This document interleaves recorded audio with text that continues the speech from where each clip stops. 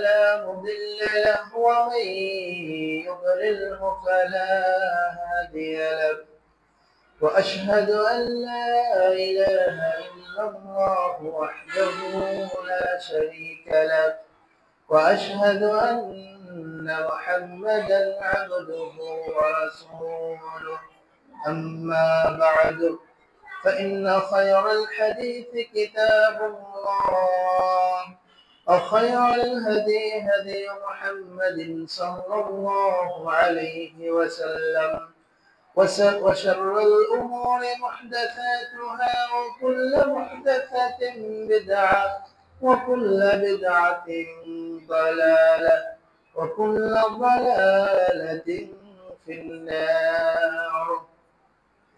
فقد قال الله تعالى وتبارك في القرآن المجيد: أعوذ بالله من الشيطان الرجيم.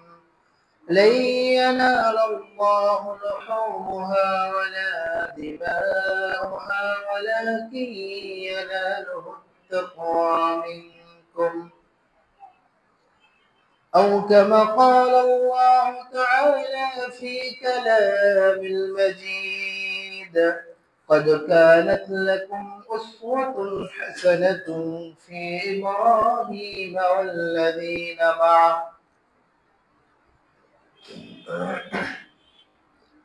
আলহামদুলিল্লাহ, যাবতীয় প্রশংসা আল্লাহ সুবহানাহু ওয়া তাআলার জন্য, যিনি আমাদেরকে তার প্রিয়তম দিন সমূহের অন্যতম দিন জিলহজের প্রথম দশকের প্রথম জুমআয় পৃথিবীর সর্বোৎকৃষ্ট স্থান পবিত্র মসজিদে জুমআর ফরজিয়াত আদায় করার জন্য সমবেত হওয়ার তৌফিক দান করেছেন। এজন্য হৃদয়ের গভীরতম প্রদেশ থেকে, অন্তরের অন্তঃস্থল থেকে শুকরিয়া জ্ঞাপন করি আলহামদুলিল্লাহ। অতঃপর লক্ষ্য করি দরুদ সালাম বর্ষিত হোক আখির জামানের নবী নবিকুল শিরোমণি আহমদ মুস্তাফা মুহাম্মদ মুস্তাফা মুহাম্মদ সাল্লাল্লাহু আলাইহি ওয়াসাল্লামের প্রতি। কুরবানি ও আখলাক শিরোনামে আজকের জুমার খুতবা উপস্থাপন করার চেষ্টা করব ইনশাআল্লাহ। আমা তাওফীকি ইল্লা বিল্লাহি আলাইহি তাওয়াক্কালতু ওয়া ইলাইহি উনীব।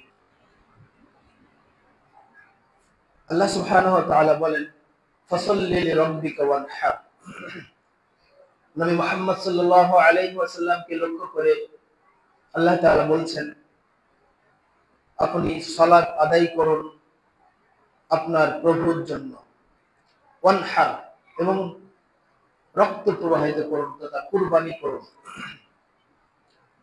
আল্লাহ রাব্বুল আলামিনের জন্য কুরবানি করা এটা ইবাদত। তাওয়াক্কালতু আলাল্লাহ এটাও ইবাদত। আত-তাকওয়া, আল খাউফু মিনাল্লাহ এগুলো ইবাদত। ইবাদত যেহেতু আল্লাহ সুবহানাহু ওয়া তাআলার সন্তুষ্টি অর্জন ছাড়া যদি অন্য কোন উদ্দেশ্য এখানে থাকে তাহলে সেটা ইবাদত হিসেবে গণ্য হবে না। যেহেতু ইবাদত, সেহেতু প্রত্যেকটা ইবাদতের জন্য একনিষ্ঠতার সাথে, নিষ্ঠার সাথে, খুলুসিয়াতের সাথে কেবলমাত্র শুধুমাত্র আল্লাহ সুবহানাহু ওয়া তাআলার সন্তুষ্টি অর্জন করার উদ্দেশ্য থাকতে হবে। কুরবানির সাথে কেন আখলাক সম্পর্কটা নিয়ে আসলাম? কুরবানির সাথে আখলাকের কিসের সম্পর্ক? আখলাক মানে নীতি, নৈতিকতা, চরিত্র, আচরণ, লেনদেন এগুলো অর্থে ব্যবহৃত হয়। কুরবানির সাথে এর সম্পর্ক কোথায়? আল্লাহ সুবহানাহু ওয়া তাআলা সূরা আল-মুমতাহিনা এর 4 নম্বর আয়াতে বলছেন, قد كانت لكم أسوة حسنة في إبراهيم والذين معه।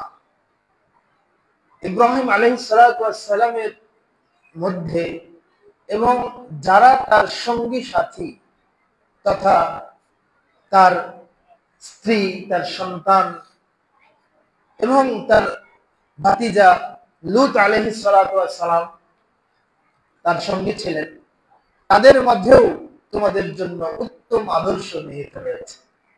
আল্লাহু আকবার। আল্লাহ তাআলা নবী মুহাম্মদ সাল্লাল্লাহু আলাইহি ওয়াসাল্লামকে লক্ষ্য করে বলছেন, লাকাদ কানা লাকুম ফি রাসূলিল্লাহি উসওয়াতুন হাসানা। তোমাদের জন্য মুহাম্মদ সাল্লাল্লাহু আলাইহি ওয়াসাল্লামের মধ্যে রয়েছে উত্তম নিদর্শন, উত্তম আদর্শ। আর এই আয়াতেও একই ভাবে আল্লাহ তাআলা বলেছেন, তোমাদের জন্য ইব্রাহিম ও তার সঙ্গী সাথীদের মধ্যে রয়েছে উত্তম আদর্শ। আল্লাহ তাআলা যেখানে বললেন যে নবী ইব্রাহিমের সাথে রয়েছে, নিকটে রয়েছে আদর্শ, উত্তম আদর্শ নিহিত আছে, সুতরাং আমরা সে বিষয়টা নিয়ে আজকের কথা বলবো ইনশাআল্লাহ। পৃথিবীতে আল্লাহ তাআলা এমন একটি পরিবারকে কবুল করেছেন, যে পরিবারের মহিলারা বাদে সকলেই নবী। বাবা নবী, ছেলে দুই নবী, দুই ছেলে নবী, ছেলের ছেলেরা নবী, চাচা নবী, তিনি হলেন ইব্রাহিম আলাইহিস সালাতু ওয়াস সালাম। ইব্রাহিম আলাইহিস সালাম নিজে একজন নবী, তার ভাতিজা লূত আলাইহিস সালাতু ওয়াস সালাম একজন নবী, তার সন্তান ইসমাঈল আলাইহিস সালাতু ওয়াস সালাম একজন নবী, তার আরেক সন্তান ইয়াকুব আলাইহিস সালাতু ওয়াস সালাম একজন নবী।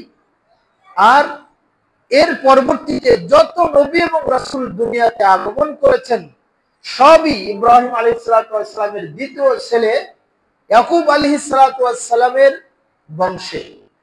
আর শুধুমাত্র ইসমাঈল আলাইহিস সালাতু ওয়াস সালামের বংশে নবী এসেছেন আমাদের নবী, সর্বশেষ নবী, সর্বশ্রেষ্ঠ নবী, খাতামুন নবিয়্যিন, রাহমাতুল লিল আলামিন, বিশ্বনবী মুহাম্মদ রাসূলুল্লাহ সাল্লাল্লাহু আলাইহি ওয়াসাল্লাম। নিঃসন্দেহে এই পরিবারটি একটি নির্বাচিত পরিবার। আল্লাহ তাআলা বলছেন, ওয়াসা বিহা ইব্রাহিম বানিহি ওয়া ইয়াকুব ইয়া বুনাইয়া ইন্নাল্লাহা ইসতাফা লাকুমুদ-দীন ফালা তামুতুন্না ইল্লা ওয়া আনতুম মুসলিমুন। ইব্রাহিম আলাইহিস সালাতু ওয়াস সালাম তার সন্তানদেরকে ওসিয়ত করছেন, তার সন্তান এবং তার ইয়াকুবকে, ইসমাঈল এবং তার সন্তান ইয়াকুবকে ওসিয়ত করছে, শোনো, ইন্নাল্লাহা ইসতাফা লাকুমুদ-দীন, নিশ্চয় আল্লাহ তাআলা তোমাদেরকে দ্বীনের জন্য নির্বাচিত করেছেন। আল্লাহু আকবার। ইসলামের জন্য নির্বাচিত করেছেন। কেমন করে? যেটা আগেই বললাম, ইয়াকুব আলাইহিস সালাতু ওয়াস সালামের বংশে যত নবী এবং রাসূল এসেছেন তার পরবর্তীতে সকলেই ইয়াকুবের বংশে। শুধু মুহাম্মদুর রাসূলুল্লাহ সাল্লাল্লাহু আলাইহি ওয়াসাল্লাম এসেছেন ইসমাঈল আলাইহিস সালাতু ওয়াস সালামের বংশে। তার মানে ইব্রাহিমের পরিবারকে আল্লাহ তাআলা এমন ভাবে কবুল করেছেন, পৃথিবীর ইতিহাসে বিরল। প্রত্যেক নবী এবং রাসূল হলেন আমাদের আদর্শ।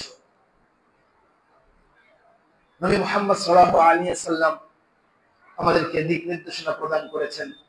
তিনি বলেছেন, আল্লাহ রাব্বুল আলামিন স্বয়ং বলেছেন, ইব্রাহিম আলাইহিস সালাতু ওয়াস সালাম এবং তার সঙ্গী সাথীদের মাঝে রয়েছে তোমাদের উত্তম আদর্শ।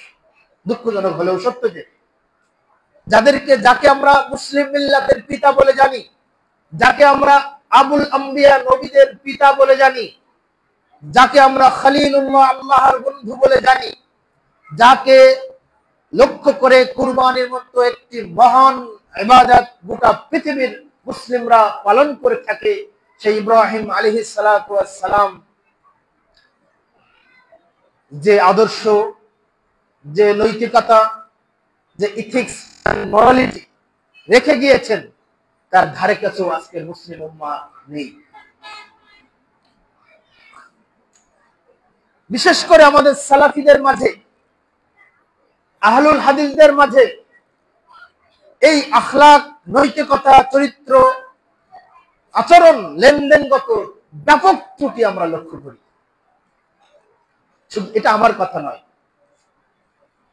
যাকে শেখ আব্দুল্লাহ ইবনে আব্দুল আজিজ ইবনে বাজ রাহিমাহুল্লাহ বলেছেন মুজাদ্দিদুদ দাহর বা মুজাদ্দিদ ফিল হাদিস, হাদিস শাস্ত্রের সংস্কারক শেখ ইমাম মুহাম্মদ ইবনে নাসিরউদ্দিন আলবানী রাহিমাহুল্লাহ তিনি বলেছেন, তিনি সালাফিদের আহলুল হাদিসদের বা সালাফি দাওয়াতের কিছু রোগ নির্ণয় করার ক্ষেত্রে আলোচনা করতে গিয়ে বলেছেন, সালাফিদের অনেকগুলো রোগ আছে, সালাফিরা অনেকগুলো রোগে আক্রান্ত, সালাফি দাওয়াত অনেক রোগে আক্রান্ত।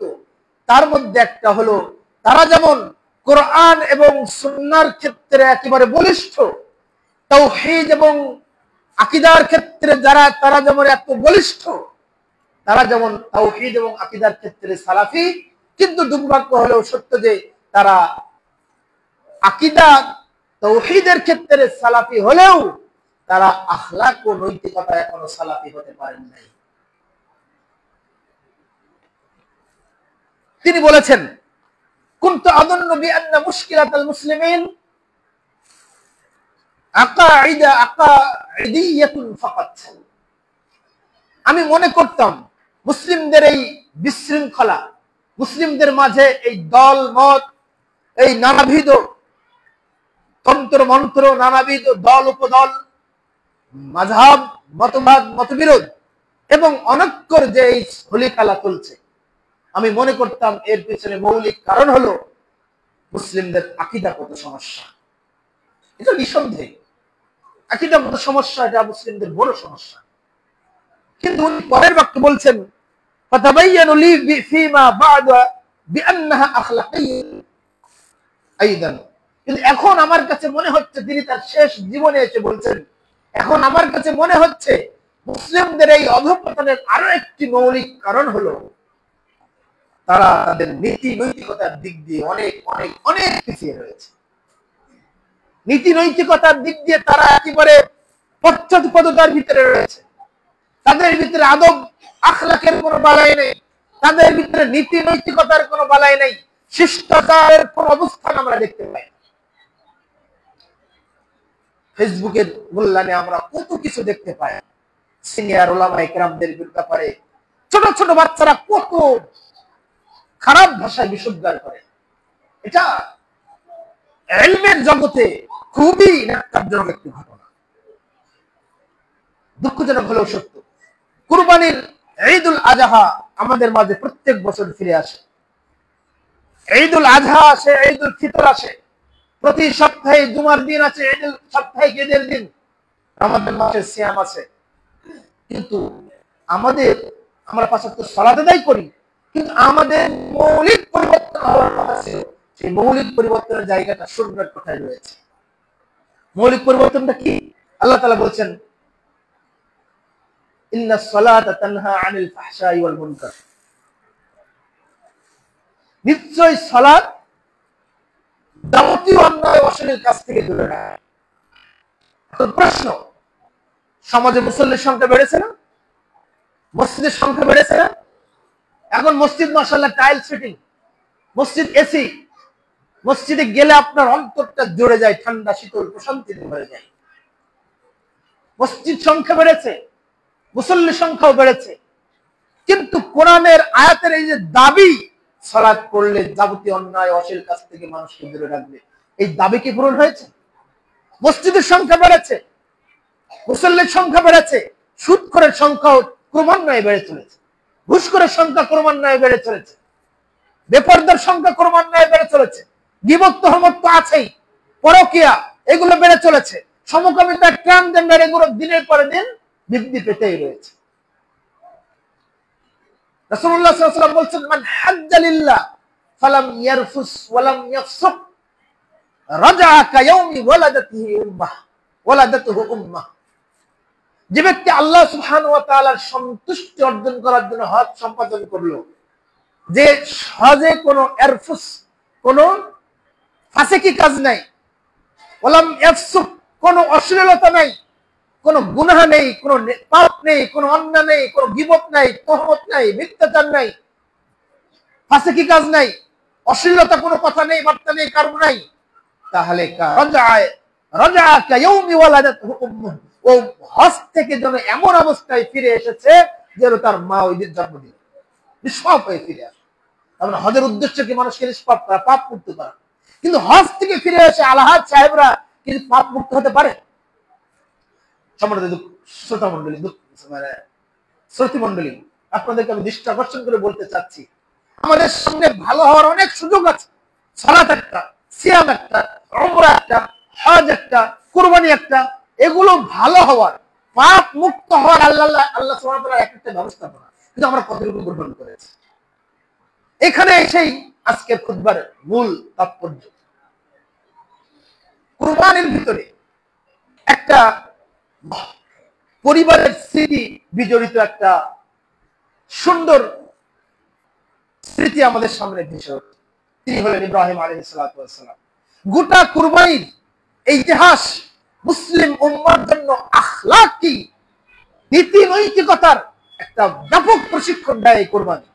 আমরা মনে করি কুরবানি শুধু গোশত খাওয়ার জন্য নয়, আমরা মনে করি কুরবানি শুধু গরু জবাই করা, ছাগল জবাই করা, এটার মধ্যে সীমাবদ্ধ নয়। শাহ ইসমাইল শাহ ওয়ালিউল্লাহ মুহাদ্দিস দেহলভী রাহিমাহুল্লাহ বলছেন, ভারত গুরু বলা হয় যাকে, ব্রিটিশ বিরোধী আন্দোলনের তিনি ছিলেন প্রথম প্রধান। তিনি বলেছেন মুসলিমদের ঈদুল আযহা, ঈদুল ফিতর শুধু আনন্দ উল্লাস, খেলাধুলা, গান বাজনার ভিতরে সীমাবদ্ধ নয়, যদিও এগুলো হারাম। মুসলিমরা ঈদ মানেই শুধু খেলাধুলা, খেলতে ওটার মধ্যে কাটিয়ে দেয় না, আনন্দ উল্লাসের ভিতরে কাটিয়ে দেয় না। ঈদের ভিতরে রয়েছে ইবাদত, ঈদের ভিতরে রয়েছে তাকবীর, ঈদের ভিতরে রয়েছে তাহমিদ তাহলিল, ঈদের ভিতরে রয়েছে সালাত, ঈদের ভিতরে রয়েছে দান সাদাকা, এগুলো রয়েছে, আছে না? আমরা কুরবানি সাদাকা করি, আমরা তাকবীর দেই, আমরা জিকির করি, আমরা সালাত পড়ি, আমরা বায়া খুতবা দেই, এগুলো কি ইবাদত নয়? ঈদ মানেই যে আনন্দ এমন কি নয়, হ্যাঁ আনন্দ অবশ্যই, কিন্তু আনন্দ মানে গান বাজনা, খেলাধুলা, খেলতামাশা, এগুলোর নাম আনন্দ নয়। ঈদুল ফিতর, ঈদুল আযহার ভিতরে আমরা শিক্ষাটা নিতে পারি না, শিক্ষাটা নিতে চাই না। আমরা শুধু ওই উপরের জিনিসটা নিয়েছি, ভিতরের গভীরে ঢোকার প্রয়োজন মনে করি না। অন্তর্নিহিত যে দিকগুলো আছে সেগুলো, যার কারণে আমাদের এই অবস্থা। আব্দুল্লাহ ইবনে আমর রাদিয়াল্লাহু আনহুমা রাসূলুল্লাহ সাল্লাল্লাহু আলাইহি ওয়াসাল্লামের একজন বিখ্যাত সাহাবী, দারাকুতনি 3661 নম্বর হাদিস, দারাকুতনি হাকিম আল মুস্তাদরাক আলা সাহিহাইন এই গ্রন্থে তিনি বলছেন, ইয়াতি আলান নাসি জামানুন, মানুষ একটা সময় আগমন করবে, মানুষের মাঝে একটা সময় আসবে, মানুষ একটা সময় অতিক্রম করবে, মুজতামিউনা ফিল মাসাজিদে, মসজিদ সমূহ মুসল্লিতে ভরপুর হয়ে যাবে। ছেলেরা ঘুরে ঘুরে বেড়াচ্ছে, দৌড়াই বেড়াচ্ছে, একটু দেখেন তো। মুজতামিউনা ফিল মাসাজিদে, মসজিদগুলো মুসল্লিতে ভর্তি হয়ে যাবে। আজকের জুমার দিন যশোরে যত মসজিদ আছে সব ভরে যাবে না? গোটা বাংলাদেশে যত মসজিদ আছে, গোটা পৃথিবীতে যত মসজিদে সব পরিপূর্ণ হয়ে যাবে, তাই না? জুমার দিন আমাদের মুসলিমরা অন্তত সপ্তাহে একদিন মসজিদে আসে, কারণ এর সপ্তাহে ঈদের দিন। এই দেখেন সাহাবী বলছেন যে এমন একটা সময় আসবে যখন মসজিদগুলো মুসল্লিতে ভরপুর হয়ে যাবে, লাইসা ফীহি মুমিন, কিন্তু ওই মসজিদ ভর্তি মুসল্লিদের মাঝে একজন ইমানদার লোক পাওয়া যাবে। আজ থেকে ১,৫০০ বছর আগে তিনি বলেছেন। কেন? এই হাদিসের তাৎপর্য কি? তিনি বলেছেন একজন ইমানদার লোক পাওয়া যাবে। সালাত পড়ি ঠিকই, সিয়াম রাখি ঠিকই, সালাত আদায় করলেই ইমানদার হওয়া যায় না। ইমানটা হলো আভ্যন্তরীণ বিষয়। যদিও সালাত ইমানের একটি শাখা, যদিও সিয়াম ইমানের শাখা, কিন্তু ইমানের দাবি ছিল মানুষের নীতি নৈতিকতাকে পরিবর্তন করা, মানুষের আখলাকি চেতনাকে সংস্কার করা, মানুষের তাকওয়া, ইখলাস এগুলোর নবায়ন করা, যেটা হচ্ছে। আসুন আমরা অতি সংক্ষেপে ইব্রাহিম আলাইহিস সালামের স্মৃতি বিজড়িত কুরবানির সাথে আখলাকের সম্পর্কটা কোথায়।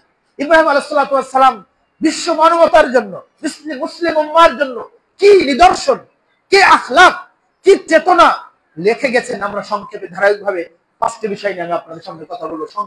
আলোচনার বিষয় খুব সংক্ষেপ, যেগুলো সবই হলো আখলাকের বিষয়, সবই হলো নৈতিকতার বিষয়, সবই হলো চিন্তা আচরণগত লেনদেনের বিষয়। যদি এগুলো গড়ে তুলতে পারা যায়, তাহলে আপনিও ইব্রাহিম, আমিও ইব্রাহিম আলাইহিস সালামের আদর্শে নিদর্শনে রূপান্তরিত হতে পারবো ইনশাআল্লাহ, যদি ওই আখলাক আমি গ্রহণ করতে পারি। আমরা মনে করি আখলাক মানে সালাম দেওয়া, আখলাক মানে খাওয়ার আগে বিসমিল্লাহ বলা, আখলাক মানে মুসাফা করা, এগুলো আখলাক অবশ্যই, কিন্তু এগুলোর সাথে মৌলিক আখলাক থেকে দূরে আছে। আলহামদুলিল্লাহ আমি 4 বছর কষ্ট করে একটা বই লিখেছি, আখলাক আধুনিক মননে ইসলামের জ্যোতি। ঈদুল ফিতরের, ঈদুল আজহার পরে সেটা পাবলিশ হবে ইনশাআল্লাহ। আখলাকের কি জিনিস, মানুষের সাথে আখলাকের যে বৈশিষ্ট্য, ইসলাম জান্নাতে যাওয়ার জন্য আখলাকের যে গুরুত্ব, নবী সাল্লাল্লাহু আলাইহি ওয়াসাল্লাম আখলাক কিভাবে গুরুত্ব আরোপ করেছেন। নবী এবং রাসূল আগমনের মৌলিক উদ্দেশ্য ছিল মানুষের আখলাকগত পরিবর্তন। সবগুলো সেখানে বিস্তারিতভাবে বড় বই 575 পৃষ্ঠায় সেখানে বিস্তারিত আলোচনা করা হয়েছে। আলহামদুলিল্লাহ, আপনারা দোয়া করবেন। যেটা বলছিলাম, ইব্রাহিম আলাইহিস সালাম আখলাকি, এই নীতি নৈতিকতার বীজ কিভাবে বপন করেছেন আমরা সেটা ধারাবাহিকভাবে আলোচনা করব। প্রথমত, আল্লাহ সুবহানাহু ওয়া তাআলার রাস্তায়, পথে, আল্লাহ সুবহানাহু ওয়া তাআলার দিকে খুব প্রাঞ্জল ভাষায়, হাস্যোজ্জ্বল মুখে, খুব নিষ্ঠার সাথে দাওয়াতি কার্যক্রম করা, তাওহীদ প্রতিষ্ঠার অভিপ্রায়ে তাওহীদ বাস্তবায়ন করা, এটা ইব্রাহিম আলাইহিস সালামের নৈতিকতার একটা অন্যতম আলামত ছিল। আল্লাহ রাব্বুল আলামিন গোটা নবী জাতিকে লক্ষ্য করে বলছেন, ওয়ালাকাদ বাআতনা ফি কুল্লি উম্মাতিন রাসূলা আন ইবুদুল্লাহ ওয়াজতানিবুত তাগুত। আল্লাহ বলছেন, ওয়ালাকাদ বাআতনা, আমরা প্রেরণ করেছি প্রত্যেক উম্মতের মাঝে নবীদেরকে, নবী প্রেরণ করেছে। তাদের মাঝে দুটা কাজ ছিল, একটা হলো আন ইবুদুল্লাহ ওয়াজতানিবুত তাগুত। এই দুটো দাওয়াত দিবে, তোমরা আল্লাহর ইবাদত করো, আল্লাহর তাওহীদকে বাস্তবায়ন করো, আল্লাহর তাওহীদ ওয়াজতানিবুত তাগুত, আর তাগুত থেকে দূরে থাকো। তাওহীদ কি? শুধুমাত্র আল্লাহর জন্য করা, সব কিছু বাদ দিয়ে আল্লাহকে জানা, আল্লাহকে চেনা, আল্লাহর উদ্দেশ্যে কুরবানি করা, আল্লাহর উদ্দেশ্যে সালাত পড়া, আল্লাহর উদ্দেশ্যে রুকু করা, আল্লাহর উদ্দেশ্যে সালাত পড়া, আল্লাহর উদ্দেশ্যে কিয়াম করা, আল্লাহর উদ্দেশ্যে কোরআন তেলাওয়াত করা, প্রত্যেকটা মুহূর্ত আল্লাহকে খুশি করার জন্য করা, এটা হলো তাওহীদ। সহজ কথায় আল ইবাদাতু আত তাওহীদ হুয়া ইবাদ, তাওহীদ হলো ইবাদতের ক্ষেত্রে আল্লাহকে একগণ্য করা। এটা আর ইবাদত কি জিনিস? শেখুল ইসলাম ইমাম ইবনে তাইমিয়া রাহিমাহুল্লাহ বলছেন, আল ইবাদাতু হিয়া কুল্লু মা ইউহিব্বুহু আল্লাহু ওয়া ইয়ারদাহু মিনাল আকওয়ালি ওয়াল আ'মালি ওয়াল আফআলি আয-যাহিরা ওয়াল বাতিনা। প্রকাশ্য অপ্রকাশ্য, প্রত্যেক প্রকাশ্য অপ্রকাশ্য ওই সকল কথা, কাজ ও আমল যা করলে আল্লাহ ভালোবাসেন এবং খুশি হন, সেটাই হলো ইবাদত। যেটা ইব্রাহিম আলাইহিস সালাম তার জীবন জিন্দেগিতে বাস্তবায়ন করে দেখিয়েছেন। তিনি তার বাবাকে দাওয়াত দিয়েছেন, কত নরম কণ্ঠে, কত মায়াবী কণ্ঠে, কত হাস্যোজ্জ্বল ভাবে, কত অনুনয় বিনয় হয়ে তিনি তার বাবাকে দাওয়াত দিচ্ছেন। আমাদের সমাজে অনেক আছে, বাবা সন্তান সহিহ আকীদা গ্রহণ করেছে, বাবা মা এখনো ভ্রান্ত আকীদার ভিতরে রয়েছে। সেখানে ইব্রাহিম আলাইহিস সালামের জীবনটাকে, এই দাওয়াতি কর্মপন্থাকে আপনাকে খেয়াল রাখতে হবে, তিনি কিভাবে দাওয়াত দিয়েছেন। তিনি তার বাবাকে বলছেন, ইয়া আবাতি ইদ ক্বালা রাব্বিহি ইদ ক্বালা লি আবিহি ইয়া আবাতি লা তা'বুদিশ শাইতান লিমা তা'বুদু মা লা ইয়াসমাউ ওয়া লা ইগনি আনকা শাইয়া। হে আমার আব্বা, হে আমার প্রিয় আব্বা, আপনি কি এমন রবের ইবাদত করছেন যে রব শোনেও না, দেখেও না এবং কোনো উপকারও করে না? দেখেন বাক্য চয়ন কত চমৎকার, কর্কশ ভাষায় নয়, উচ্চ আওয়াজে নয়, খুব মায়াবী কণ্ঠে, ভালোবাসা মিশ্রিত বাক্যে তিনি তার বাবাকে বলছেন, ইয়া আবাতি লা তা'বুদু মা লা তা'বুদু লিমা তা'বুদু মা লা ইয়াসমাউ ওয়া লা ইবসিরু ওয়া লা ইগনি আনকা শাইয়া। হে আমার বাবা, হে আমার প্রিয় পিতা, আপনি কি এমন রবের ইবাদত করছেন, উপাসনা করছেন যে আপনার কথা শোনে না, আপনার কথা বলে না, আপনার কোনো উপকার করে না? আবার বলছেন, ইয়া আবাতি ইন জাআনি মিনাল ইলম মা লাম ইয়াতিকা ফাত্তাবি'নি আহদিকা সিরাতান সাবিয়্যা। হে আমার বাবা, আমার কাছে ইলম এসেছে, ওহীর ইলম, যা আপনার কাছে আসেনি। আমার কাছে যা এসেছে, যা আপনার কাছে আসেনি, অতএব ফাত্তাবি'নি, আমাকে অনুসরণ করো, তাহলে আল্লাহ তাআলা আপনাকে হিদায়াত দিবেন। কি?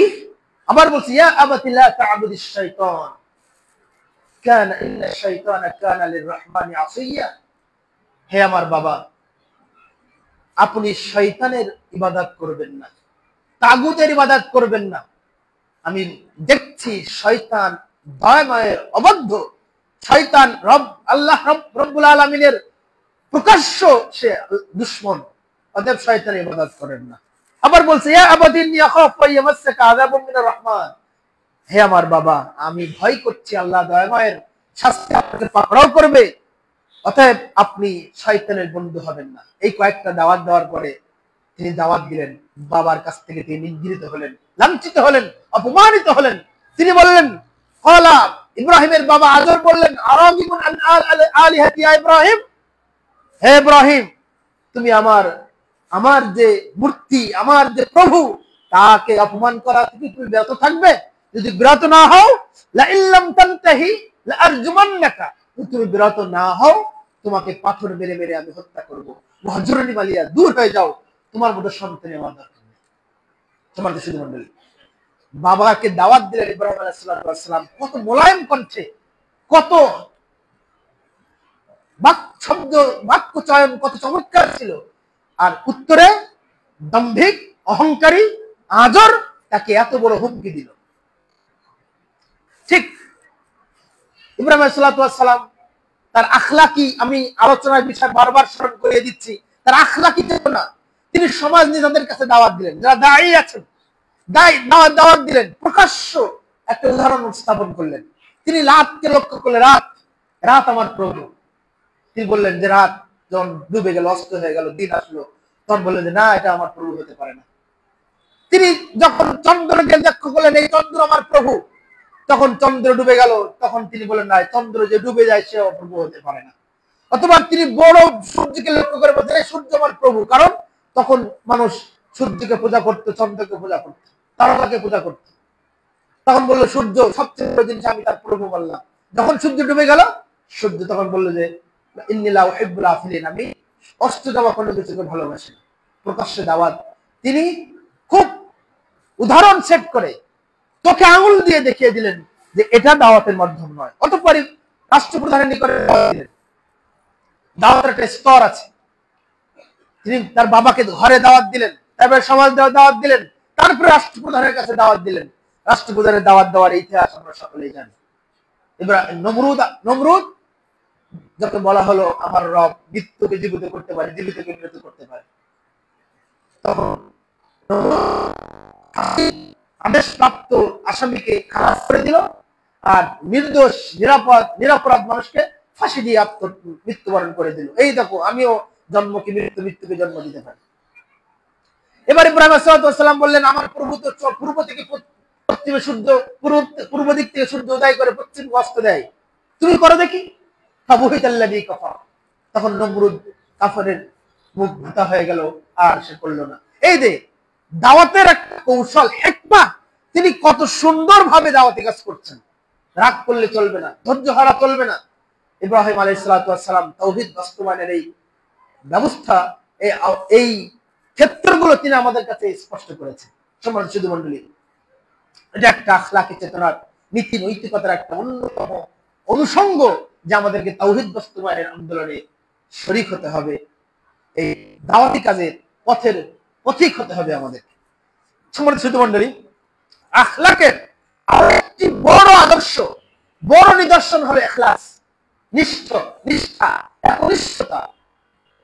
ইখলাস এটা ইবাদতের, আখলাকের সবচেয়ে বড় আলামত। এটা আমরা মনে হয় ইখলাসকে আখলাক বলে মনে করি না, জি না, এটা আখলাক। ইখলাস হলো নীতি নৈতিকতার চূড়ান্ত স্তর। আমার আপনার ইখলাস যত সুন্দর হবে, গভীর হবে, গাঢ় হবে, দৃঢ় হবে, আমার ইবাদত আমার জীবনকে প্রভাবিত করবে তত বেশি।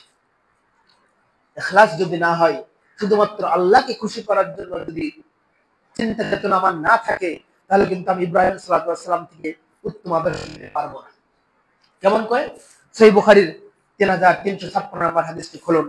আবু হুরায়রা রাদিয়াল্লাহু আনহু তিনি বলেছেন, রাসূলুল্লাহ সাল্লাল্লাহু আলাইহি ওয়াসাল্লাম বলেছেন, ইখতাতানা ইব্রাহিম আলাইহিস সালাতু ওয়াস সালাম ওয়া হুয়া ইবনু 80 সানাতান বিল কুদুম।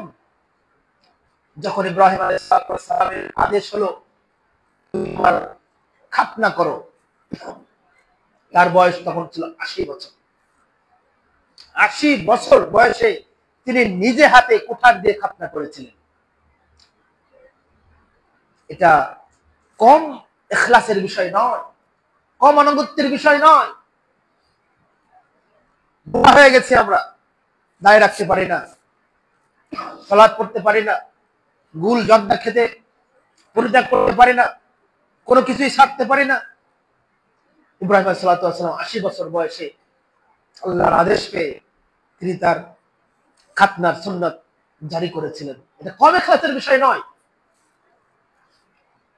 আল্লাহ রাব্বুল আলামিনের আদেশ এসেছে, যখন কোনো সন্তান নেই, একটা মাত্র সন্তান ইসমাঈল আলাইহিস সালাম,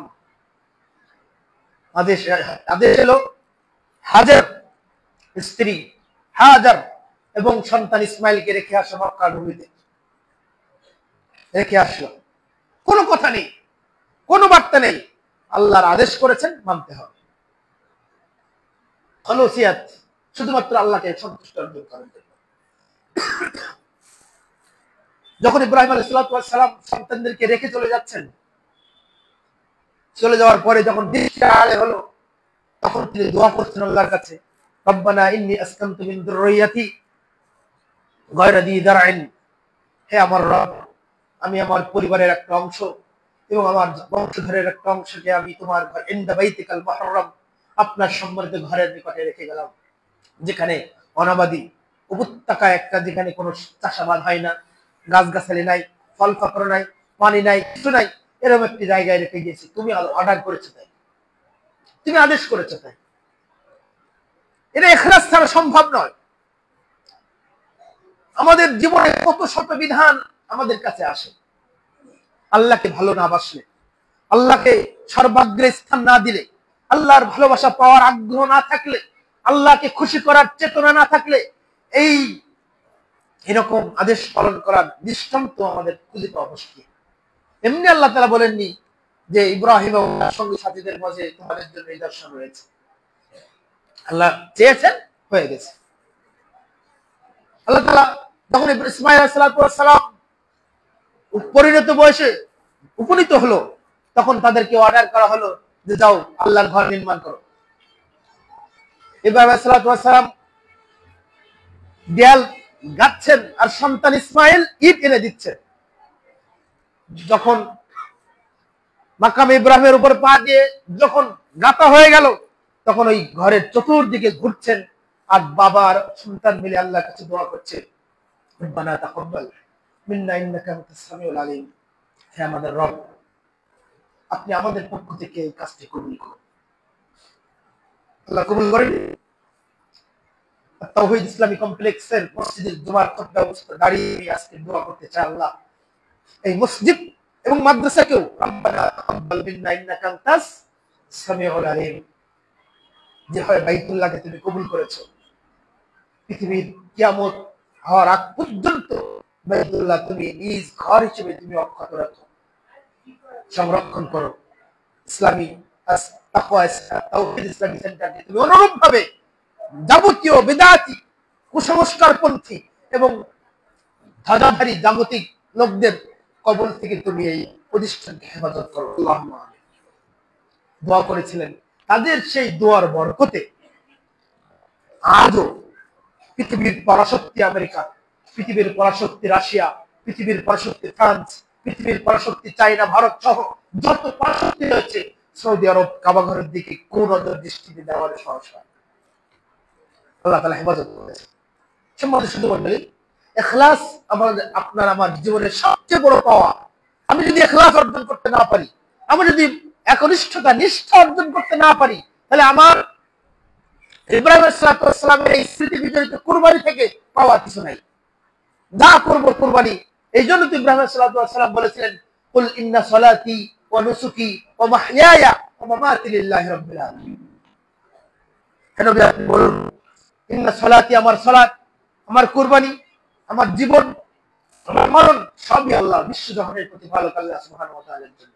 যদি এই আকীদা, এই ইখলাস, এই নিষ্ঠা আমাদের তৈরি হয়ে যায়, দুনিয়ার কোনো লজ্জা শরম, 40 বছর বয়সে দাঁড়িয়ে রাখা, প্যান্ট কাপড় তুলে দেওয়া, লক্ষ লক্ষ টাকা উপার্জন করার পরে সুদ ছেড়ে দেওয়া, মানুষের টাকা হারাম উপার্জন করে নিয়ে তাদেরকে চাবার দেওয়া, লজ্জা কিছু হবে না, লজ্জার কিছু বিষয় নয়। মানুষের জমি ফাঁকি দিয়ে দিয়েছে, আপনি বলছেন লজ্জার সামনে আমি কিভাবে মুখ দেখাবো? যদি আল্লাহর প্রেম, আল্লাহর ভালোবাসা আপনাকে পেয়ে যায়, যদি নিষ্ঠা ইখলাস আপনার থাকে, ওই লজ্জা আপনার কাজ করবে না। লজ্জা কাজ করবে না। যদি লজ্জা কাজ করতো, ইব্রাহিম আলাইহিস সালাম 80 বছর বয়সে খাতনা করতেন না? সমান শুধু বলুন। কুরবানি আরো একটি, কুরবানির সাথে আখলাকের আরো একটি অনুষঙ্গ হলো তাকওয়া। আল্লাহ তাআলা বলেছেন, ইয়ানালাল্লাহু লুহুমুহা ওয়ালা দিমাউহা ওয়ালাকিন ইয়ানালুহু তাকওয়া মিনকুম। আল্লাহ রাব্বুল আলামিনের কাছে কখনোই কুরবানিকৃত পশুর গোশত পৌঁছায় না।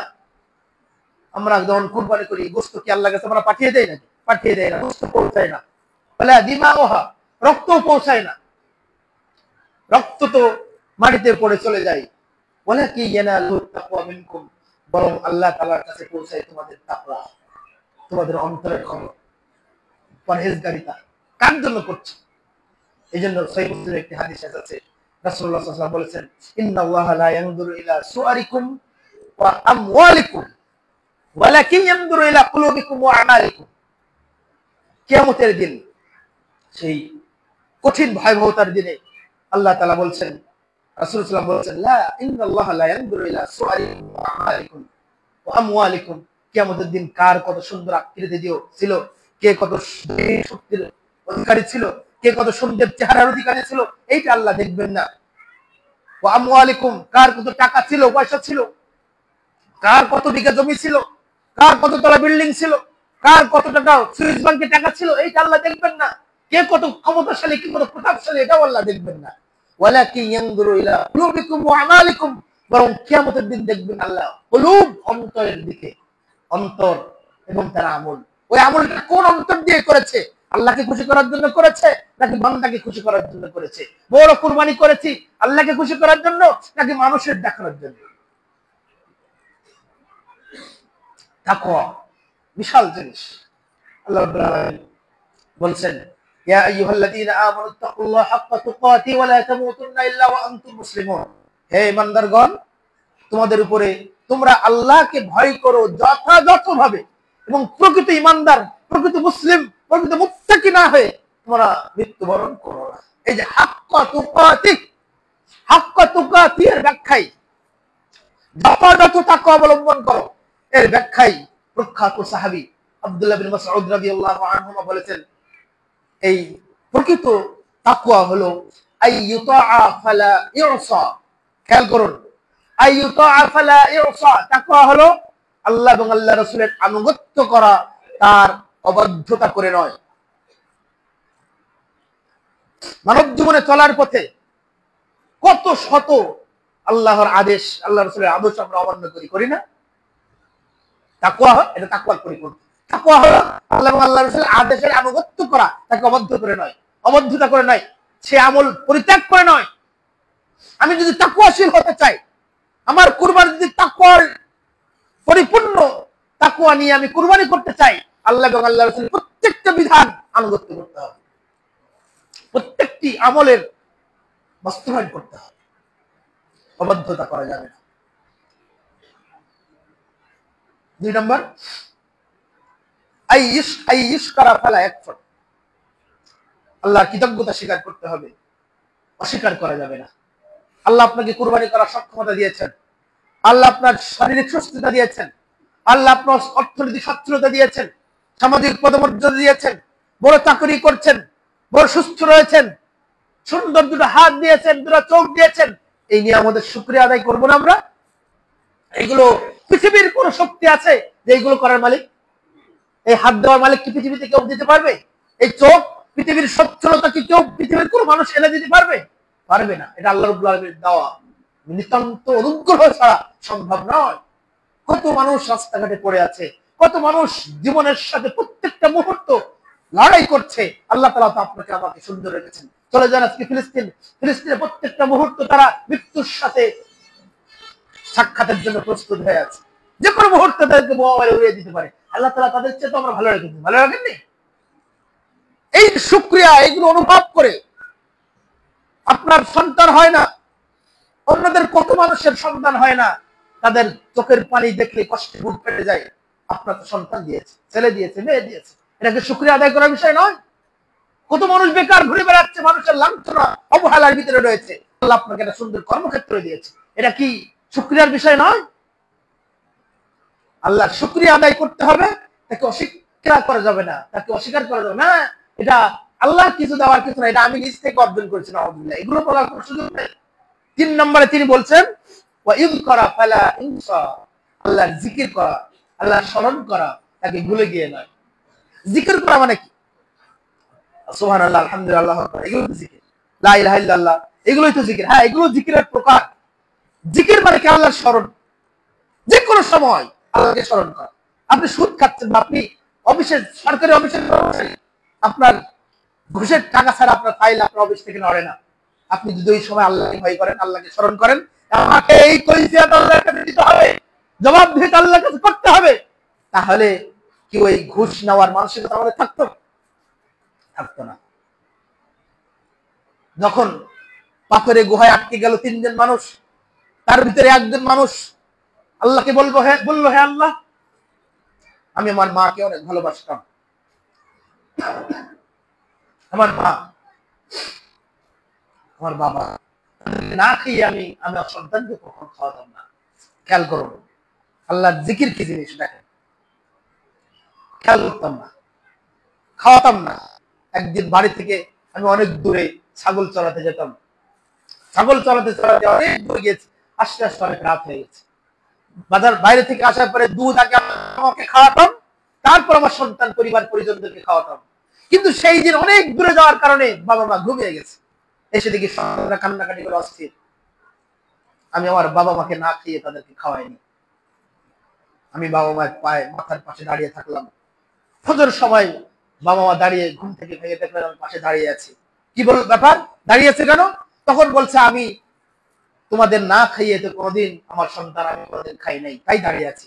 ডাকতে পারতে, আমি ডাকিনি, তোমাদের কষ্ট হবে, ঘুমিয়ে আছো। এটা হাদিস, এটা রাসূলের সহিহ বুখারীর হাদিস, আপনি অবিশ্বাস করার কিছু নাই। এই যে পিতামাতাকে স্মরণ করা যদি না করতেন আল্লাহকে, এই যে জিকির, আল্লাহ আমি পিতামাতাকে আমি সম্মান দিচ্ছি, এই যে চেতনা, আল্লাহর কাছে আমি পয়সা দেব কেমন করে যদি আমি আমার পিতামাতাকে সম্মান না করি? আল্লাহ তাআলা পাথর সরিয়ে দিলেন। ঠিক তার পাশে আরেকটা আল্লাহ তাআলাকে বলছে, আল্লাহ, আমি আমার চাচাতো বোনকে খুবই ভালোবাসতাম, কিন্তু একদিন আমি বললাম আমার প্রবৃত্তির চাহিদা পূরণ করার দাবি জানালাম। সে বলল, 1000 স্বর্ণ মুদ্রা তুমি যদি এনে দিতে পারো তাহলে আমি রাজি। এনে কিছুদিন পরে এনে দিল। এনে দেওয়ার পরে যখন একটা ঘরের ভিতরে 2 জন, একটা ছেলে একটা মেয়ে, 4 জন উলঙ্গ হয়ে 4 জন একত্রিত হয়ে গেল, তখন ওই মেয়েটি ওই ছেলেকে লক্ষ্য করে বলছে, আব্দুল্লাহ ইত্তাকিল্লাহ, হে আল্লাহর বান্দা, তুমি আল্লাহকে ভয় করো। তখন ওই যুবকটি বলছে, আল্লাহ, শুধু তোমার স্মরণে ওইখান থেকে আমি উঠে এসেছিলাম। আল্লাহর জিকির, এটা হলো আল্লাহর জিকির।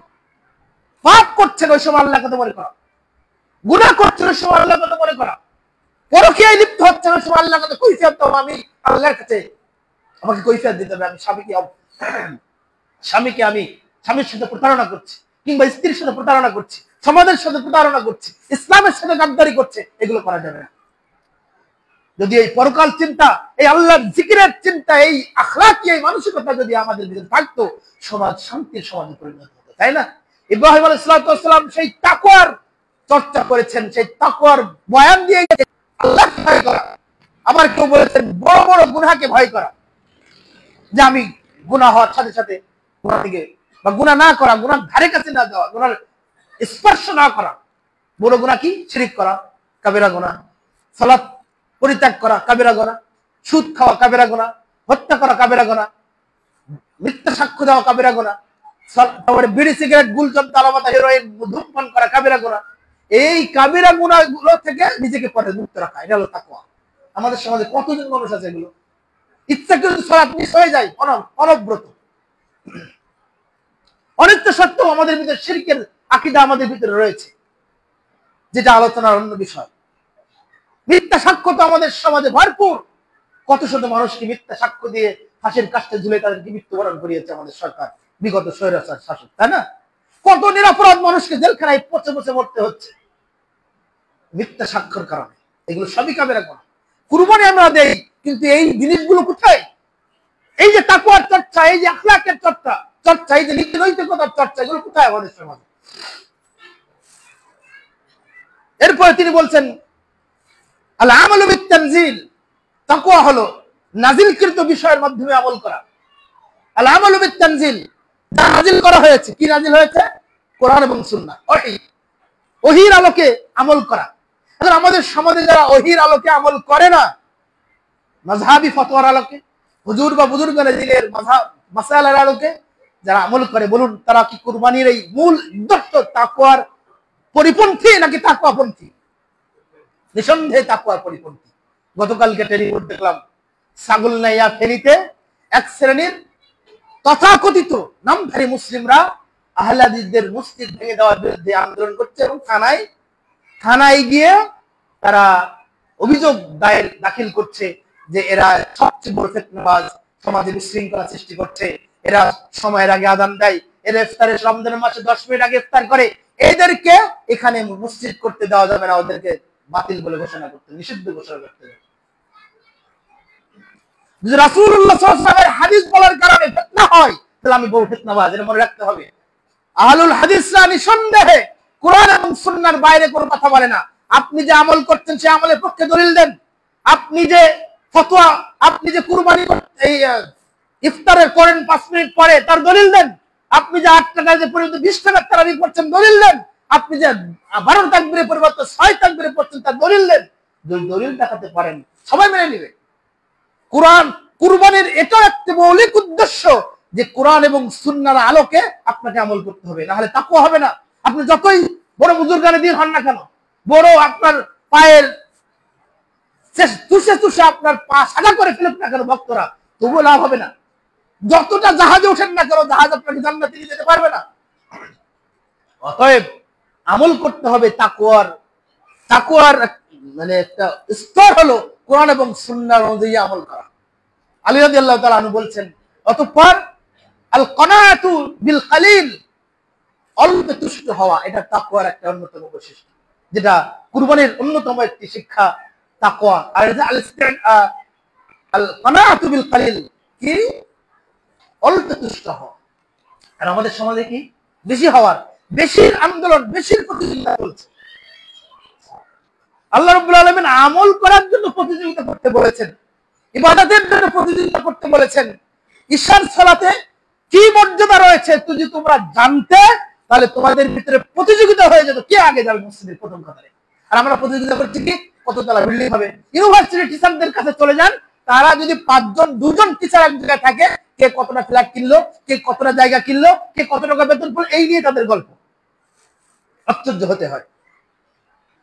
অথচ আমাদের রাসূল মুহাম্মদ সাল্লাল্লাহু আলাইহি ওয়াসাল্লামের পরিবার এমন ছিল, একাধারে 3 মাস তাদের বাড়িতে চুলা জ্বলতো না, শুধু 2টা কালো জিনিস তারা খেয়ে জীবনযাপন করতেন, একটা পানি আর একটা খেজুর।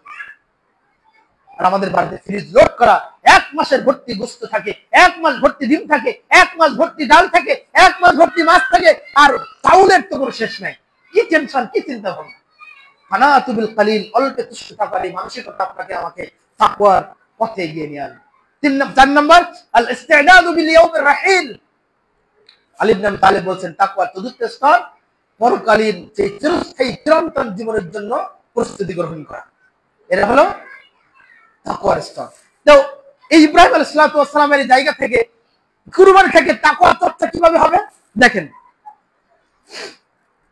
পৃথিবীতে এই কুরবানির মাধ্যমে প্রথম তাকওয়ার চর্চা শুরু হয়। পৃথিবীতে তাকওয়া শব্দ উচ্চারিত হয় এই কুরবানিকে কেন্দ্র করে। কেমন করে? আল্লাহ তাআলা বলছেন, ওয়াতলু আলাইহিম নাবা ইবনে আদম বিল হক। আপনি পাঠ করুন ইব্রাহিম আদম আলাইহিস সালাতু ওয়াস সালামের 2 সন্তানের সত্য ঘটনা। কি? ইদ কাররাবা কুরবানান, যখন দুইজন কুরবানি করলো, ফাদা কুবলা মিন আহাদিহিমা, তাদের দুইজনের ভিতরে একজনের কুরবানি আল্লাহ কবুল করলেন, ওয়ালাম ইতাকাব্বাল মিনাল আখার, আর দ্বিতীয় জনের কুরবানি আল্লাহ কবুল করলেন না। তখন বড় ভাই যার কুরবানি কবুল হয়নি, সে বলল, লা আকতুলান্না, অবশ্যই আমি তোমাকে হত্যা করব। তখন ছোট ভাই যার কুরবানি কবুল হয়েছিল, সে বলেছিল, ক্বালা ইন্নামা ইয়াতাকাব্বালুল্লাহু মিনাল মুত্তাকিন, শোনো তুমি আমাকে হত্যা করার প্রয়োজন নেই, দরকার নেই, আমার ওটা ভাবার কিছু নাই, কিন্তু মনে করো আল্লাহ রাব্বুল আলামিন কেবলমাত্র মুত্তাকিদের আমল কবুল করেন। সুবহানাল্লাহ। তার মানে ওই হাবিল কাবিলের জায়গা থেকেই, ওই কুরবানি থেকেই তাকওয়ার চর্চা শুরু হয়েছে, যে তাকওয়া আখলাকি চেতনার, নীতি নৈতিকতা এবং আদর্শের চরিত্রের একটা অন্যতম বিশাল গুণাবলী হলো নিজের ভিতরে তাকওয়া অর্জন করা। আমি ছাত্রদেরকে একটা ঘটনা বলছিলাম, এই যে আব্দুল্লাহ ইবনে ওমরের ঘটনা, কিন্তু ওটা বাদ দিয়ে আপনি দেখেন তো এই যে গামিনী গোত্রের মহিলা যে জিনা করেছিল, জিনা করার পরে আল্লাহ রাসূলের কাছে এসে বলছে, আল্লাহ রাসূল আমার পেটে অবৈধ সন্তান চলে এসেছে, পেট বড় হয়ে গেছে, গর্ভবতী হয়ে গেছে, আমাকে শাস্তি দিন। তখন আল্লাহ রাসূল তাকে বললেন, তুমি বাড়ি ফিরে যাও, সন্তান ভূমিষ্ঠ হওয়ার পরে তুমি এসো। সন্তান ভূমিষ্ঠ হওয়ার পরে ওই মহিলা আবার এসেছে। আল্লাহ রাসূল বলছেন, যাও, এই সন্তান দুধ যদি ততদিন ছেড়ে না দিবে ততদিন পরে আসো। দুধ ছেড়ে দেওয়ার পরে সন্তানকে নিয়ে আল্লাহ রাসূলের কাছে বলছেন, আল্লাহ রাসূল আমাকে শাস্তি দেন। খেয়াল করুন, শুধু ঘটনাটা বলাটাই উদ্দেশ্য না। মসজিদ ভর্তি সাহাবী, সেখানে একজন মহিলা এসে বারবার নিজের কৃতকর্মের হিসাব চাচ্ছে, জিনা করেছি, গর্ভবতী হয়ে গেছি, আমাকে শাস্তি দিন, পরকালের জ্বলন্ত উত্তপ্ত আগুন আমি সইতে পারবো না, দুনিয়ার আগুন, দুনিয়ার এই শাস্তি আখিরাতের চেয়ে কম, অনেক হালকা, আমাকে শাস্তি দিন, আমাকে পবিত্র করো। লজ্জা নেই, শরম নাই, কোনো দ্বিধা নেই, দ্বন্দ্ব নাই, সে অকপটত্বে স্বীকার করছে, আমি পাপ করেছি, আমি জিনা করেছি, আল্লাহ রাসূল আমাকে পবিত্র করো। যখন সন্তান দুধ পান করা ছেড়ে দিল, একটা খাবার হাতে নিয়ে যখন বাচ্চাকে নিয়ে আসলো, বাচ্চাকে এক আনসারে হাওলা দিয়ে আল্লাহ রাসূল সাল্লাল্লাহু আলাইহি ওয়াসাল্লাম থেকে বলছেন, যাও, একে পাথর মেরে হত্যা করো। বুক পর্যন্ত কুতা হলো, পাথর মারা হলো। খালিদ ইবনে ওয়ালিদ রাদিয়াল্লাহু তাআলা আনহু বলছেন, যখন আমার পালা আসলো, আমি পাথর দিয়ে মারলাম, মাথায় মারার সাথে সাথে ফিনকে দিয়ে রক্ত এসে আমার গায়ে লাগলো। আমি তখন ফাসাব্বাহা সাব্বাতান, কঠিন গালি দিলাম। আল্লাহর নবী সাল্লাল্লাহু আলাইহি ওয়াসাল্লাম, মাহিয়া খালিদ, হে খালিদ, তাওবাতান, যদি এই মহিলা যে তওবা করেছে, এই তওবা যদি নমরুদ ফিরআউনের মতো কাফের বদমাশ জালেমরাও তওবা করত, আল্লাহ তাআলা তাকে তওবা থেকে এই পাপ থেকে ক্ষমা করে দিতেন। সম্মানিত সুধী, বলুন তো ওই মহিলার চেতনা কি ছিল? ওই মহিলার চেতনা ছিল দুনিয়ার এই শাস্তি ভোগের চেয়ে আখিরাতের শাস্তি অনেক অনেক অনেক বেশি। ওই শাস্তির চেয়ে দুনিয়ার শাস্তি কোনো কিছুই নাই। দুনিয়া যদি আল্লাহ মাফ করে দেয়, তাহলে আমি আখিরাতে জান্নাতে যেতে পারি। এই চেতনা এই কুরবানি থেকে এসেছে, এই তাকওয়া সৃষ্টি এই কুরবানি থেকে এসেছে। সম্মানিত সুধী মণ্ডলী, ইব্রাহিম আলাইহিস সালামকে যখন আগুনে নিক্ষেপ করা হলো, তখন তার কাছে মালাকুল এই ফেরেশতা আসলো, ওই যে পাহাড়ের ফেরেশতা জিবরিল আসলো, কি করবে? তুমি অর্ডার দাও, আমরা সব শেষ করে দেই। না, শুধু ইব্রাহিম আলাইহিস সালাম দোয়া করেছেন, হাসবুনাল্লাহ, আল্লাহর মাধ্যমে যথেষ্ট। ইয়ানা রুকুনি বারদাও সালামুন আলা ইব্রাহিম, ইতিহাস রচনা হয়ে গেল, আগুন ঠান্ডা হয়ে গেল, সে আলমদার ঠান্ডা হয়ে গেল। এগুলো তাকওয়ার কারণে হয়েছে। এই ইতিহাস আমরা কোথায় পাবো? আমরা বিপদে পড়লে তো একবার এমপি সাহেবকে ফোন দেয়, একবার মন্ত্রীকে ফোন দেয়, একবার চেয়ারম্যানকে ফোন দেয়। আপনি প্রথমে আল্লাহকে বলেন। আপনার সন্তান অসুস্থ, আপনি আল্লাহকে বলেন। আপনার লবণ শেষ হয়ে গেছে, আপনি আল্লাহকে বলেন। আপনার জুতার ফিতা হারিয়ে গেছে, আগে আল্লাহকে বলেন। আপনার চাকরি শেষ হয়ে গেছে কোনো কারণে, আপনি আল্লাহকে আগে বলুন, আল্লাহর কাছে আগে বলুন, আল্লাহকে বলতে শিখুন। এটাই কুরবানির অন্যতম শিক্ষা। আল্লাহর কাছে আগে যান, তারপরে ডাক্তারের কাছে যান। তাহাজ্জুদ উঠে আল্লাহর কাছে আগে কাঁদেন, তারপরে আপনি মেডিকেলে ডাক্তারের কাছে যান। আমরা আল্লাহর কাছে ভুলে গিয়ে চলে যাচ্ছি ডাক্তারের কাছে, চলে যাচ্ছি দিল্লি, চলে যাচ্ছি বেনারস, চলে যাচ্ছে করাচি, চলে যাচ্ছে সিঙ্গাপুর, চলে যাচ্ছে থাইল্যান্ড। কত জায়গা আমাদের যাওয়ার জায়গা রয়েছে, কিন্তু আমাদের যাওয়ার জায়গা তো একজনই, আল্লাহ তাআলা। তার কাছে আগে যান। ইব্রাহিম আলাইহিস সালামের তাকওয়া কত বেশি ছিল দেখেন। ছেলে সন্তান নাই, কোনো সন্তান নাই, 80 বছরের বয়সে একটা সন্তান হলো, তাও তাকে কুরবানি দেওয়ার আদেশ করা হলো। কুরবানি করার আদেশ দেওয়া হলো, তিনি কুরবানি করলেন, বাস্তবায়ন করলেন। তাকে ছোটবেলায় একেবারে দুগ্ধপুষ্ট সন্তান সহ স্ত্রীকে রেখে আসতে বললো, রেখে আসলেন। এটা কি তাকওয়া নয়? আল্লাহর আদেশ পালন করার এই যে মানসিকতা কয়জন আছে আমাদের? কুরবানির এটাই মূলত শিক্ষা। কুরবানি করা মানে আমার প্রবৃত্তির পশুত্বের বিরুদ্ধে আমি ছুরি চালালাম, আমি আল্লাহর আনুগত্যের জন্য আমি নিজেকে প্রস্তুত করলাম। আত্মসমর্পণ। ইব্রাহিম আরেকটা 3 নম্বর হলো 4 নম্বর আত্মসমর্পণ করা। আত্মসমর্পণ করা, যখন আল্লাহ রাব্বুল আলামিন তার ইব্রাহিম আলাইহিস সালাতু ওয়াস সালামকে বললেন, ক্বালা রাব্বুহু আসলিম, ক্বালা আসলামতু লিরাব্বিল আলামিন। হে ইব্রাহিম, তুমি আত্মসমর্পণ করো। ইসমাঈল আলাইহিস সালাতু ওয়াস সালাম বললেন, আসলামতু লিরাব্বিল আলামিন, আমি বিশ্বজাহানের প্রতিপালক আল্লাহ রাব্বুল আলামিনের জন্য আত্মসমর্পণ করলাম। কোনো বাক্য নাই, কোনো দ্বিধা নাই, দ্বন্দ্ব নাই, প্রশ্ন নাই। কেন করব? ৮০ বছর বয়সে কেন খাতনা করব?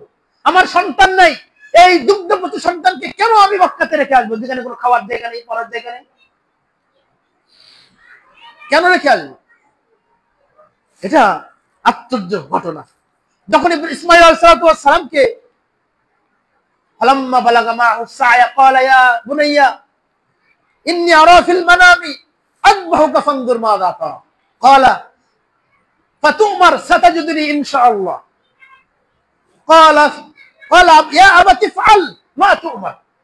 ইব্রাহিম সাল্লাল্লাহু স্বপ্ন দেখলেন, ছেলেকে বললেন, ছেলে বললেন, আপনার যা আদিষ্ট করেছেন, আদিষ্ট হয়েছেন, সেই অনুযায়ী আপনি পালন করুন। দেখছেন, যেমন বেটা তেমন বাপ। আল্লাহ এমনি বলেননি, এই পরিবারকে আল্লাহ দিনের জন্য কবুল করেছেন, নির্বাচন করেছেন। যেমন ছেলের ইতিহাস অন্যরকম, বাবার ইতিহাস অন্যরকম, স্ত্রীদের ইতিহাস অন্যরকম। সম্মানিত সুধী মণ্ডলী, ৫ নম্বর যেটা, সেটা হলো আল্লাহ ভরসা। ইব্রাহিম আলাইহিস সালাতু ওয়াস সালাম তার সন্তানকে, তার স্ত্রীকে, হাজার এবং ইসমাইলকে মক্কায় অনুর্বর একটি জায়গায় রেখে চলে যাচ্ছেন। সহিহ বুখারীর 3364 নম্বর হাদিস, লম্বা হাদিস। আমাদের এই চলতি মাসের মাসিকালে ক্লাসের যে কোরআন সুন্নাহয় বর্ণিত ঘটনা, এই ঘটনাতে এই ঘটনাটা উল্লেখ করা হয়েছে। শুধু ঘটনা পড়বেন না, সেখান থেকে অন্তর্নিহিত শিক্ষাগুলো বোঝার চেষ্টা করবেন। আমরা আপনার বিস্তারিত শিক্ষণীয় বিষয়গুলো আটটা এগুলো বর্ণনা করে দিচ্ছি, উল্লেখ করে দিচ্ছি। আল্লাহ ভরসা দেখেন, মেয়েদেরকে, মহিলাদেরকে কিভাবে আল্লাহ ভরসা হতে হয়, আবার পুরুষদেরকে কিভাবে আল্লাহ ভরসায় আখলাক অর্জন করতে হয়, ইব্রাহিম সাল্লাল্লাহু আলাইহি ওয়াসাল্লামের পরিভাষায় শিখিয়ে দিয়েছে। ইব্রাহিম সাল্লাল্লাহু আলাইহি ওয়াসাল্লাম তার সন্তানকে রেখে চলে যাচ্ছে, কোনো কথা না বলে। পিছনে পিছনে তার স্ত্রী যাচ্ছে। স্ত্রী বলছে, কি ব্যাপার? হে ইব্রাহিম, আইনা তাযহাবু ওয়া তাতরুকুনা বিহাদাল ওয়াদি। হে ইব্রাহিম, তুমি কোথায় যাচ্ছ আমাদেরকে রেখে? এই একটা উপত্যকায়, অনুর্বর উপত্যকায় রেখে আমাদেরকে কোথায় যাচ্ছ? ইব্রাহিম কিছু বলছে না, বারবার জিজ্ঞাসা করছে, কিছু বলছে না। তখন বলছে, নাকি আর তোমার রবের পক্ষ থেকে নির্দেশ? তখন ইব্রাহিম সাল্লাল্লাহু আলাইহি ওয়াসাল্লাম শুধু মাথা নাড়ালেন, হ্যাঁ, নির্দেশ। তিনি চলে গেলেন। তখন হাজার আলাইহিস সালাতু ওয়াস সালাম তখন তার ইব্রাহিমকে বলে, ঠিক আছে, আচ্ছা ঠিক আছে, শুনুন মহিলারা, শুনুন বাবারা, মায়েরা শুনুন। ইব্রাহিম সাল্লাল্লাহু আলাইহি ওয়াসাল্লাম চলে গেলেন। আর হাজার বলছেন, ঠিক আছে, আপনি যান। যদি এটা আল্লাহর অর্ডার হয়ে থাকে, ইদান লা ইউযাইয়ুনাল্লাহ। আল্লাহু আকবার, সুবহানাল্লাহ ওয়া বিহামদিহি। মা হাজার বলছেন, যে আল্লাহর অনুমতি হয়ে থাকে, আল্লাহর অর্ডার, নির্দেশ হয়ে থাকে, তাহলে এটা বিশ্বাস করি, কোনদিন আল্লাহ আমাদেরকে ধ্বংস করবেন না। আমাদের সমাজে আমাদের স্বামীরা যখন বাইরে যায়, সন্তানকে রেখে, স্ত্রীকে রেখে, কত মায়া, কত মমতা, কত ভালোবাসা। যখন বিদেশ যায়, কত কান্না, কত ভালোবাসা, থাকতে পারে না 1 বছর 2 বছর। আর যেখানে খাওয়া নেই, পানি নেই, মানুষের কোনো বসবাস নেই, থাকার কোনো জায়গা নেই, পানি খাওয়ার কোনো পানি নেই, কোনো কিছু নেই, কোনো মানুষ নেই, জন্য এরকম নির্জন নীরব মরুভূমিতে ছোট্ট দুধের সন্তানকে একটি মহিলাকে রেখে যাচ্ছে। আর মহিলা বলছে, যদি আল্লাহর অর্ডার হয়, আল্লাহ অবশ্যই আমাদেরকে রক্ষা করবেন না, ধ্বংস করবেন না। কি ঈমান আর কি আল্লাহ ভরসা, এগুলো হিসাব করতে পেরেছেন? কুরবানির এই মূল শিক্ষা থেকে কি আমাদের কোনো শিক্ষা নেওয়ার প্রয়োজন আছে না? সম্মানিত দিনী ভাই ও বোনেরা, শুধু কুরবানি করেই ক্ষান্ত হলে হবে না। কুরবানির এই মৌলিক অন্তর্নিহিত শিক্ষা থেকে আমাদেরকে বেরিয়ে গ্রহণ করতে হবে। এরপর ৬ষ্ঠ নম্বর যে কারণ, সেটা হলো ইসলামী আদর্শের সবচেয়ে বড় একটা দিক হলো যে পিতার আনুগত্য করা। ইসমাঈল তিনি মিশর থেকে দেখতে গেলেন মক্কায়, তার সন্তান ইসমাঈল, তার স্ত্রী কেমন আছে দেখে আসি। তিনি গেলেন, গিয়ে প্রথম স্ত্রীর কাছে গিয়ে বললেন, এটা কি ইসমাঈল, তোমার স্বামী কোথায়? বাড়িতে গেছে, বাইরে গেছে ইনকামের জন্য। কি খাও? কেমন আছো? খুব কষ্টে আছি।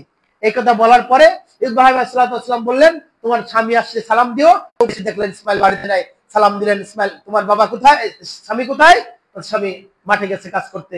যে তোমরা কেমন আছো? আলহামদুলিল্লাহ। কি খাও? এবার জিজ্ঞাসা করছে কি খাও? গোস্ত আর রুটি খাই, পানি খাই। গোস্ত রুটি আর পানি খাই। কেমন আছো? আলহামদুলিল্লাহ। তখন বলবে তোমার স্বামী আসলে সালাম দিও আর বলবে চৌকাঠ ঠিক রাখতে। ইতিহাস তোমরা জানি। এটা কোথাকার ঘটনা? এই ইব্রাহিম আর ইসমাইলের ঘটনা। বাবা আলা কাতারাতিন ওয়াহাবারা, কিয়ামতের দিন ইব্রাহিম সাল্লাল্লাহু আলাইহি ওয়াসাল্লাম তার পিতা আদরের সাথে সাক্ষাৎ হবে।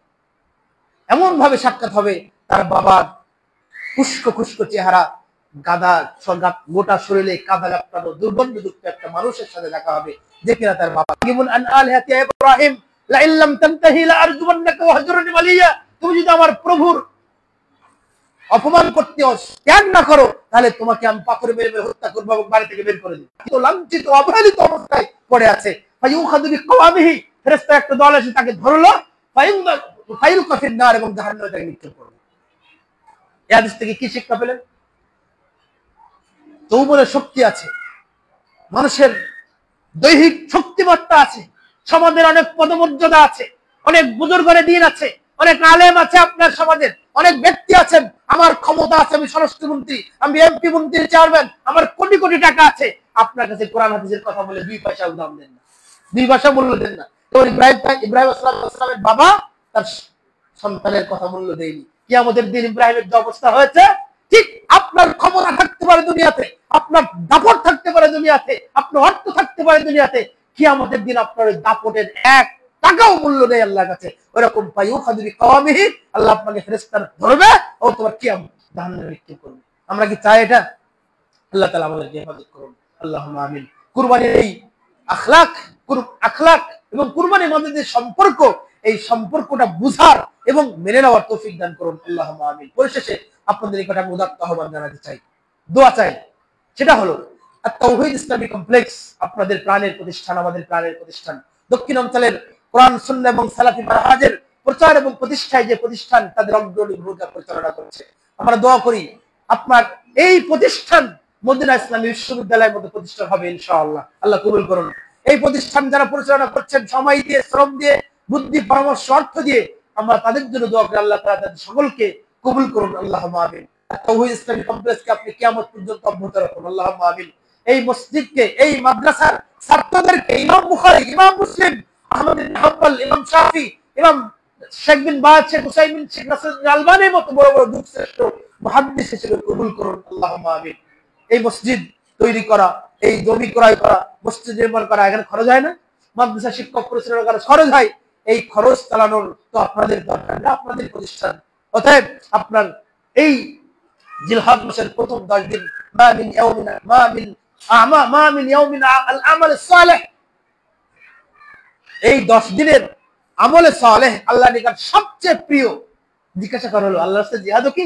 হ্যাঁ, আল্লাহর রাস্তায় জিহাদ। তবে যে ব্যক্তি চলে গেল জিহাদ কেসে কিন্তু তার জান মারলে ফিরে আসতে পারেনি, সে ব্যতীত। মানে আল্লাহর রাস্তায় জিহাদ করাও এই 10 দিনে ইবাদত করা আল্লাহর কাছে বেশি প্রিয়।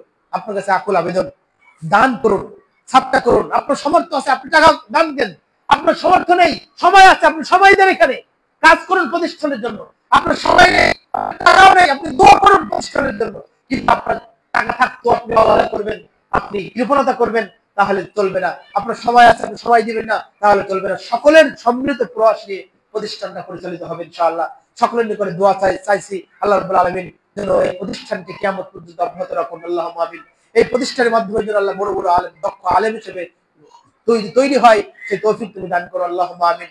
আজকের জুমার খুতবার শেষে এসে আমি আপনাদের নিকটে দোয়া চাই, আল্লাহ রাব্বুল আলামিন আমাদের দাওয়াতি কাজকে কবুল করুন, আমাদেরকে মুখলেস দাঈ হিসেবে, মুখলেস বান্দা হিসেবে কবুল করুন, আল্লাহুম্মা আমিন।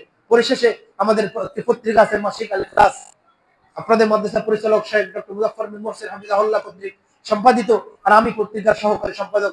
এই পত্রিকাটা কিনবেন। পত্রিকাটা আসলে পড়ার ভিতরে এলেম অর্জন হবে। আপনি বক্তব্য শুনে যতটুকু বুঝতে পারবেন, তার চেয়ে ওই বিষয়ে পড়লে তার চেয়ে বেশি জ্ঞান অর্জন হবে। অর্থাৎ পড়তে হবে। পড়ার জন্য নিত্য নতুন সমসাময়িক বিষয়ের উপরে বিভিন্ন আর্টিকেল আসে, এইখানে বই পত্রিকা পাওয়া যায়। আপনারা পত্রিকা নেবেন আর প্রতিষ্ঠানের জন্য দোয়া করবেন, আমাদের জন্য দোয়া করবেন। এই দাবি দাওয়া রেখে আজকের জুমার খুতবা আমরা এখানে সমাপ্ত করছি। আকুলি কুলি হাদা আস্তাগফিরুল্লাহ লি ওয়া লাকুম ওয়া লিসাইরিল মুসলিমিন।